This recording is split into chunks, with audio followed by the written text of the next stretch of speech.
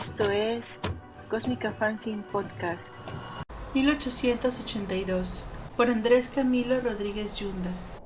Tuve la certeza de haber muerto el día que un hombre de medio siglo se posó sobre mí. Vicenta Soucy no ha vuelto a escuchar los pájaros. Sin crédito ni suerte, atravesé los ingenios de Magdalena. Emprendí la huida de Maicao con Aliuna. Dígase que era mi engorro, reposando sobre la espalda en un canasto de mimbre, envuelta yo con un echarpe de seda y un sartén que me regaló una monja antes de cruzar con la alcaldía de Manaure. También llevaba unos cántaros de agua mineral y pescado seco. Me auxilié de la colaboración mezquina de los transeúntes que, cansados del calor y la perseverancia de niños sin pan, que pedían y ofrecían avalorios, conmovidos ante la miseria que dibujaba como halos sobre las umbrias, me tiraban un trozo de comida o efectivo para reponer el camino a Bogotá. Hice fruto un viernes 2 de agosto de 1880. Entonces recogía limosna cerca de las instalaciones de la mezquita de Al-Hatab, aunque en ocasiones también encargaba susus para venderlos en Palomino o pasarlos en contrabando a través de Venezuela. Por aquellas lluvias vivía en un rancho con Ju Selpa, un hombre de 4 lunas y algo más de un lustro, con el cual me desposé cuando mis tierras fueron fértiles, y el rostro se iluminó de ira. Era un hombre callado y déspota, fiel a los conservadores y militante del Partido de la Regeneración. Ante la carencia de éxito en sus empresas, Ju Selpa me castigaba posándose sobre los coritos, o se auxiliaba de un machete, amenazando con matar a mi madre.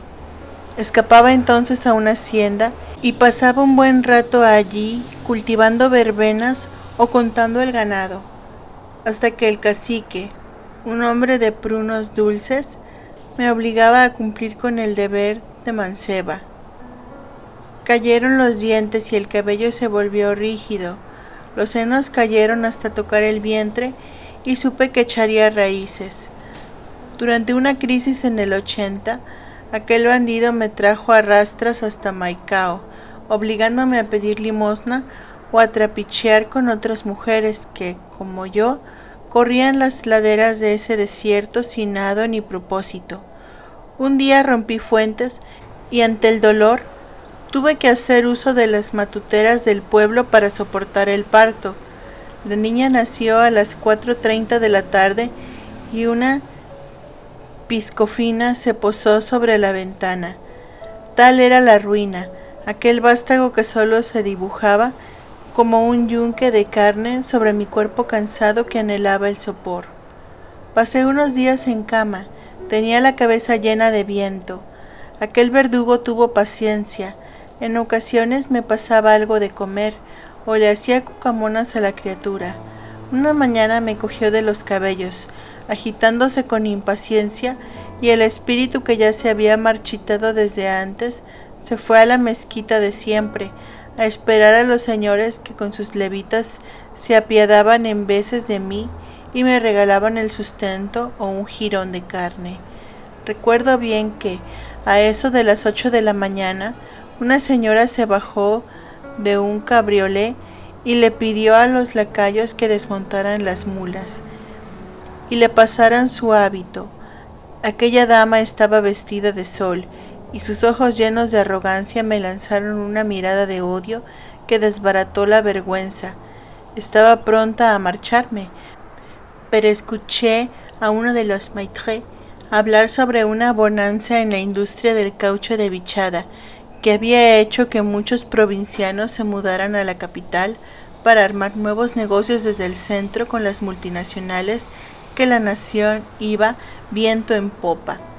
No lo pensé, y luego de preguntar por mi destino, escapé como la lluvia en un ocaso de incertidumbre. Después de recoger unos trastes, recorrí el desierto con la esperanza de encontrar un transporte. En el camino me encontré con unos arrieros que llevaban cobre hacia las sales de Riohacha para luego pasarlo por el Matute hacia el Panamá. Me cobraron 3 pesetas para llevarme hasta la ciudad, pero como no llevaba un centavo, tuve que darles unas cadenas que le robé a Juselpa y que según supe le habían pertenecido a un señor importante cuyo apellido Ospina rondaba de boca en boca por el municipio. Anduve entonces por caminos llenos de vacas, arena y cuerpos de agua dulce. También pasamos por varios puestos de control, algunos de las fuerzas nacionales y otros de los liberales que exigieron activo para cruzar. También peleamos con varios bandidos y vagabundos que quisieron robar las bestias o exigir mi cuerpo para saciar el celo de su calor. Arribamos a la plaza una noche de diciembre. Los mercaderes me dejaron en la iglesia principal y luego se fueron sin dejar rastro. Recuerdo bien que la oscuridad me supo a cretonas. Entonces llevaba días de hambre y la niña ya mostraba síntomas de la tisis.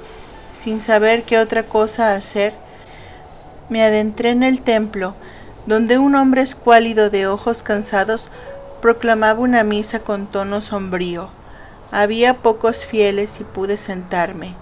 A pesar de que no entendía una palabra, esperé a que acabara el sermón para pedirle el auxilio, pero solo obtuve el placer de una confesión y un vaso de agua. Con alterna y arrogancia me dejó pasar la noche en una de las butacas de la última fila, con la condición de que mi presencia tendría que emanciparse ante el primer rayo de luz de la mañana. El azar no convino. Al salir de la catedral y merodear por ahí, me encontré con una furcia que me ofreció trabajo, a cambio de pernocta. Eran 2 pesetas entre cada servicio. Me trasladé con ella a un caserío en las afueras de la ciudad. Fue allí que cambié de vestido de seda y la tinta de mi rostro por enaguas de hilo. Era un lugar decrépito. Me recordaba a los mausoleos del pueblo. Trabajaba toda la noche escuchando los jadeos de aquellos hombres que sin piedad arrastraban la plenitud de mis piernas. Sollozaba durante horas, perdía la noción del tiempo, a veces olvidaba mi nombre. Envuelta en 1000 infiernos, vi con despreocupación cómo crecía Ali Juna. Sus ojos cambiaron de color, había superado la tisis, era distraída. Alguna compañera apuntó en decir que de pronto y sufría de retraso. Tuve deseos de abandonarla.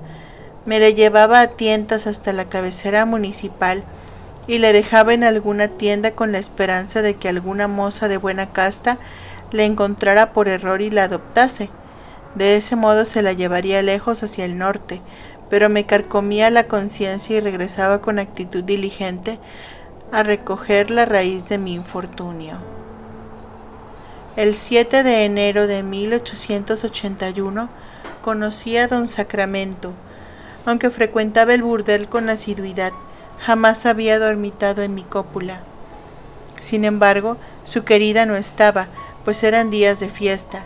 Las matronas estaban en la plaza con sus amantes bebiendo coñac, hablando del ascenso de los anarquistas en España o la desamortización en la costa.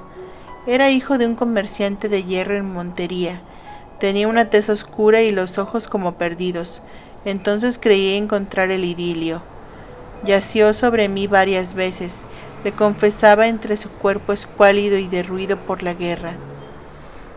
Allí encontré los recuerdos que se habían perdido por allá en la península, de los cuales solo me quedaban los restos. Me convertí en aquella niña que recogía caracoles a la orilla del Pacífico. Veía a mi madre sucumbiendo ante el micosis. Fue un lunes del 74 que los conservadores mataron a mi padre.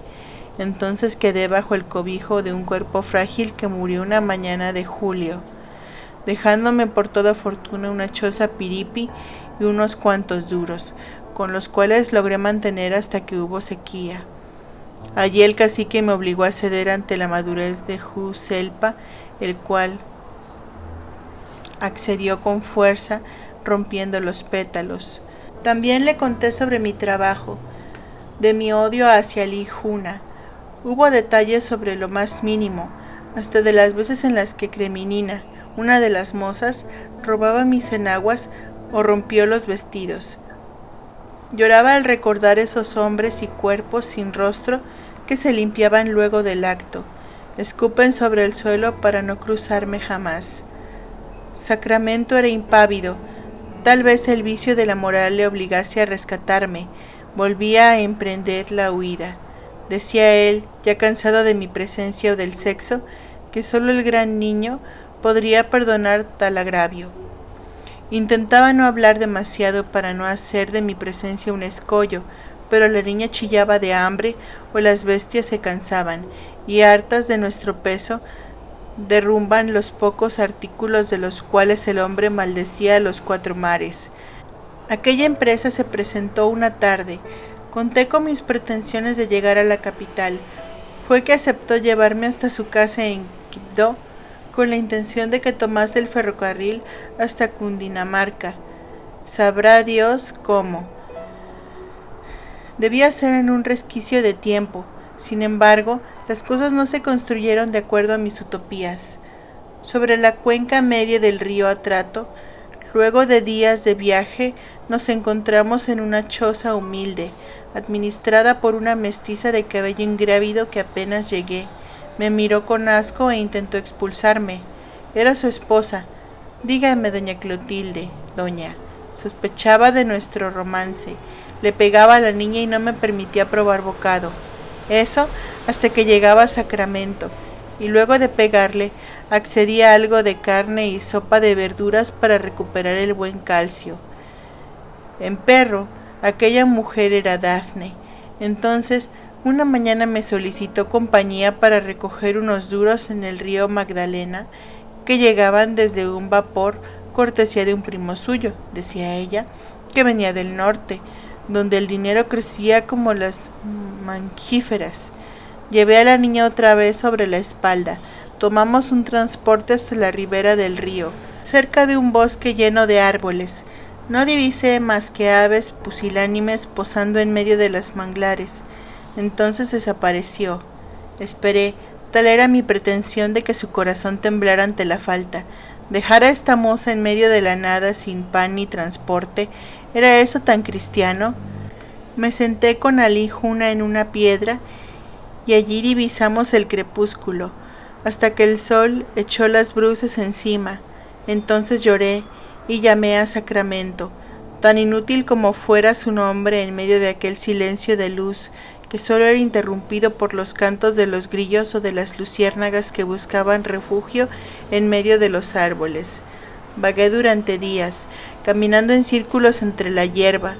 La niña murió una tarde y la enterré cerca de un árbol donde puse unas cretonas en forma de protocolo. Habíamos bebido el agua del río, contaminado ya por el mercurio procedente de alguna parte del centro. No quise romper en llanto. Me alejé y recosté mi pesar sobre el cieno. Escuché cantar a un caguayo.